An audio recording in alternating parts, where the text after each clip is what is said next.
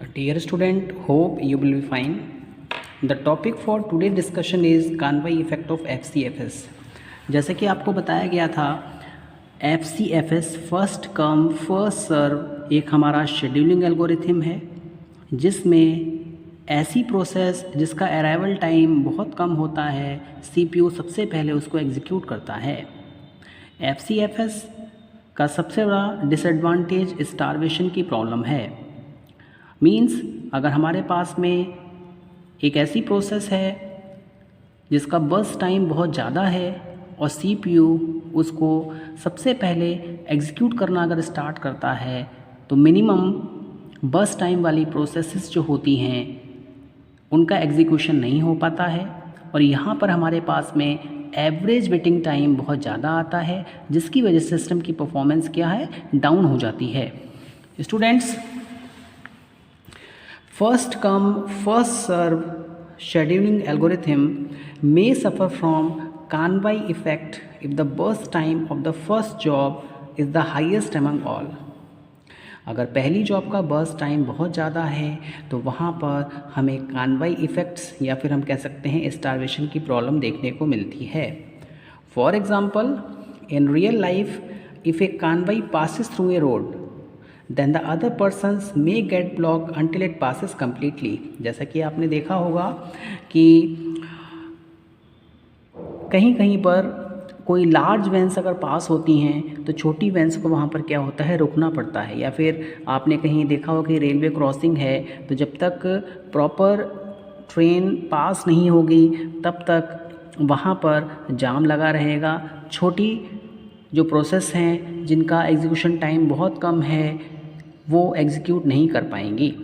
Students, हम ये कह सकते हैं ये जो एग्ज़ाम्पल है ऑपरेटिंग सिस्टम पर भी लागू होता है।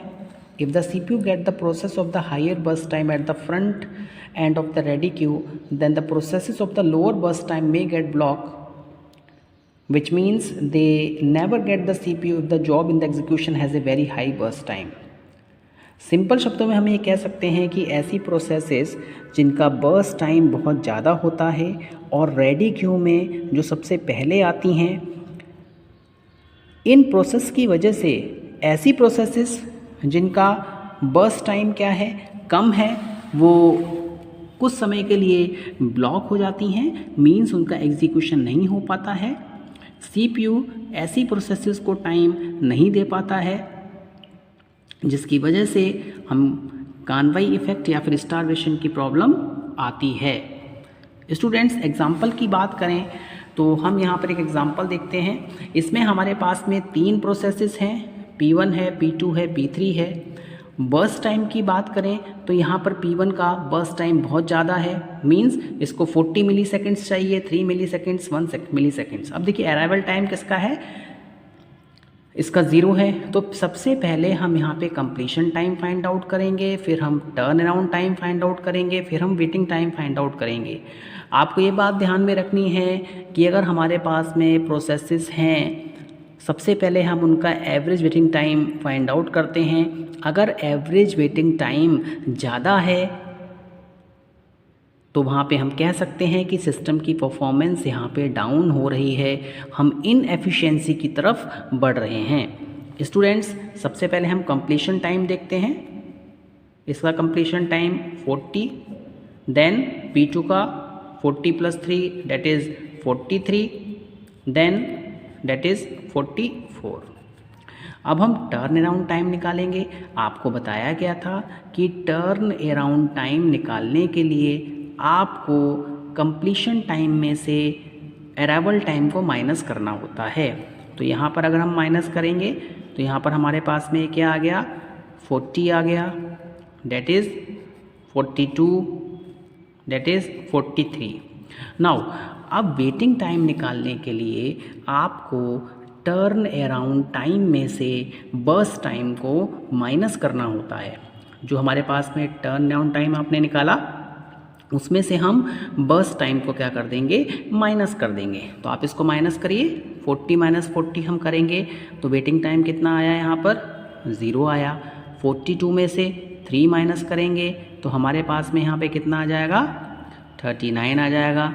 43 में से 1 माइनस करेंगे तो हमारे पास में कितना आ जाएगा, 42 आ जाएगा। नाउ अब हम इसका average waiting time find out करते हैं। आप देखिए एवरेज वेटिंग टाइम, इन दोनों को हम प्लस कर देंगे, that is equal to 39 plus 42 plus 0, that is 81/3।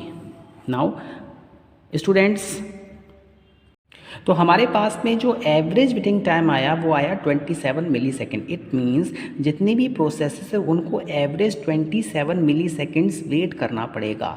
अब देखिए इस सेम प्रॉब्लम को हम डिफरेंट मेथड से करते हैं। अब हम यहाँ पर जो हमारी P1 प्रोसेस है वो सबसे लास्ट में आएगी और जो P2 और P3 प्रोसेस हैं उनको हम पहले टाइम देंगे। नाउ तो स्टूडेंट, जैसा कि आपने देखा, अगर हम इस सिस्टम की बात करें तो यहाँ पर एवरेज वेटिंग टाइम क्या है, बहुत ही ज़्यादा है। The average waiting time is very high. यहाँ पर जो प्रोसेसेस हैं, एक P2 प्रोसेस है, P3 प्रोसेस है, उसको वेट करना पड़ेगा अपने टर्न के लिए। इट मीन्स P1 का बर्स्ट टाइम ज़्यादा है तो यहाँ पर स्टारवेशन की प्रॉब्लम आएगी। नाउ हम इसका गैंट चार्ट भी प्रिपेयर कर सकते हैं। तो इसके लिए सबसे पहले हम एक रेडी क्यू क्रिएट करते हैं। इसमें 3 प्रोसेसेस लेते हैं, एक हमारे पास में P1 है, एक हमारे पास में P2 है, P3 है। P1 40 यूनिट्स लेती है। Now P2 that is 43 and P3 that is 44. Now students में देखते हैं, देखिए in this scenario if P1 process would have to be arrived at the last of the queue, यहाँ पर हम P1 प्रोसेस को सबसे लास्ट में अराइव कराते हैं और जो अदर प्रोसेसेस हैं P2 और P3 वो P1 प्रोसेस से पहले आएंगे। तो यहाँ पर हम देखेंगे स्टारवेशन की प्रॉब्लम नहीं है। जैसे सबसे पहले हम यहाँ पे कंप्लीशन टाइम निकालेंगे। देखिए सबसे पहले हमारे पास में कौन सी प्रोसेस आई, P2 आई तो 3 मिली सेकेंड्स आ गए। उसके बाद P3 आई, 3 + 1 हमने 4 लिखा। नाउ P1 की बात करें तो 40 + 4 44 हो गया। नाउ स्टूडेंट्स, अब हमें यहाँ पे turn around time find out करना है। तो मैंने आपको बताया था कि अगर आप turn around time find out करना चाहते हैं तो कंप्लीशन टाइम में से हम अराइवल टाइम को माइनस कर देते हैं। तो यहाँ पर आप देखेंगे 44 - 1 that is equal to 43। Now 3 - 0 that is equal to 3 and 4 - 0 that is equal to 4। Now students, अब हम यहाँ पे वेटिंग टाइम फाइंड आउट करेंगे। आपको बताया गया था कि वेटिंग टाइम फाइंड आउट करने के लिए आप टर्न अराउंड टाइम में से जो हमारा बर्स्ट टाइम होता है उसको माइनस कर देते हैं। 43 में से 40 माइनस करेंगे, यहाँ पर कितना आया, 3 आया। 3 में से 3 माइनस करेंगे, यहाँ पर 0 आया। 4 में से 1 माइनस करेंगे, यहाँ पर कितना आया, 3 आया। नाउ स्टूडेंट्स, अब हम यहाँ पर average waiting time find out करेंगे। एवरेज वेटिंग टाइम की बात करें 3 + 0 +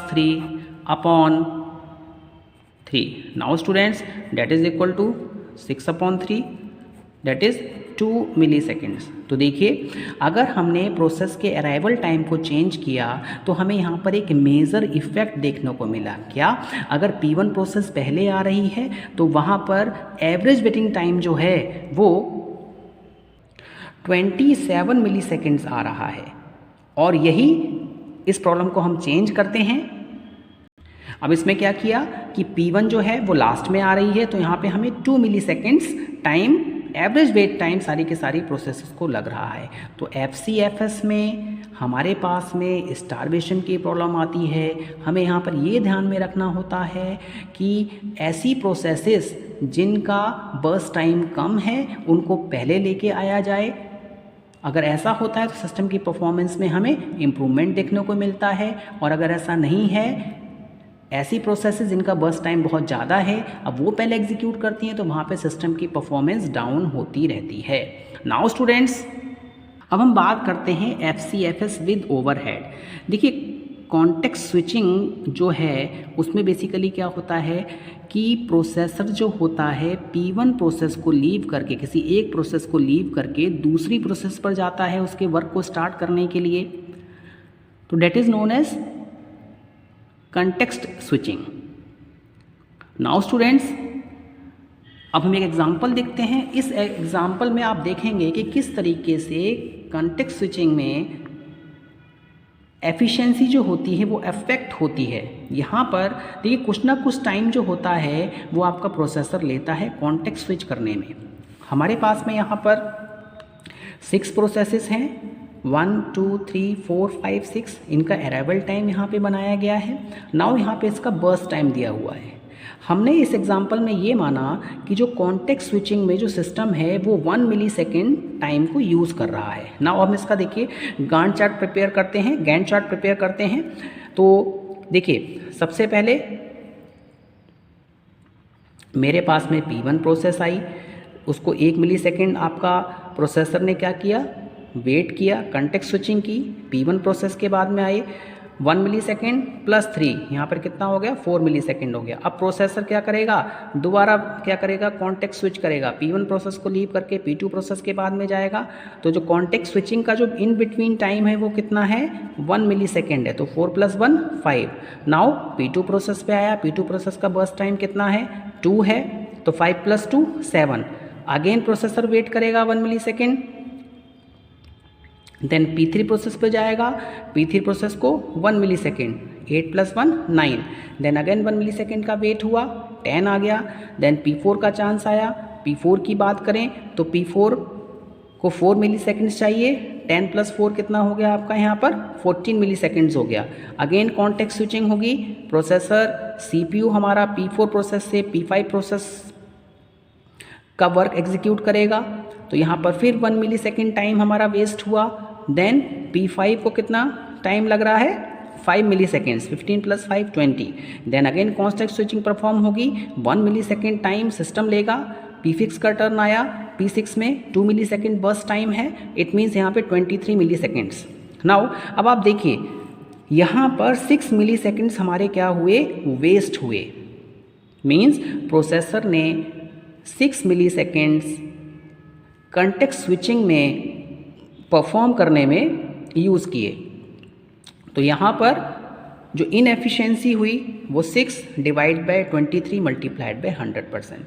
तो हम कह सकते हैं कि जो कॉन्टेक्स्ट स्विचिंग होती है वो हमेशा प्रोसेसर पर एक ओवरहेड होता है। अगर आप FCFS में इसको परफॉर्म करेंगे तो इस तरीके से आपका गैंट चार्ट प्रिपेयर होगा और आप देखेंगे कि हमारे पास में इनएफिशिएंसी को कैलकुलेट करने का ये फार्मूला दिया हुआ है जिससे आप inefficiency of A system find out कर सकते हैं। Hope you have understood this lecture. Thank you very much.